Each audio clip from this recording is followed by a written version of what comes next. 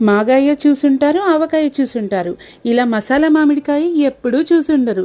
అవును, మీరు విన్నది నిజమే. మసాలాతో మామిడికాయ పచ్చడి తిన్నవారెవరైనా ఆహా అనకుండా ఉండలేరు. ముందుగా 1 కేజీ మామిడికాయ తురుము తీసుకొని పక్కన పెట్టుకోవాలి.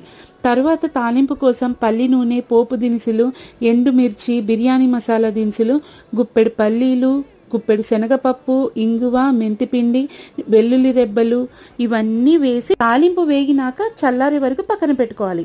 తర్వాత ఒక వెడల్పాటి గిన్నె తీసుకొని అందులో కారం, ఉప్పు, గరం మసాలా, అల్లం పేస్ట్, ఆవపొడి, పసుపు, కొంచెం జీరా, మెంతి పౌడర్, కొన్ని వెల్లుల్లి రెబ్బలు ఇవన్నీ వేసుకొని కలుపుకోవాలి.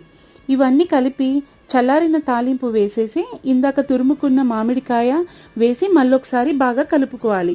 ఇలా కలుపుకున్నది టేస్ట్ అద్దరహో అన్నట్లుగా ఉంటుంది. టేస్ట్ చూసి కామెంట్ చేయండి. Please like and subscribe.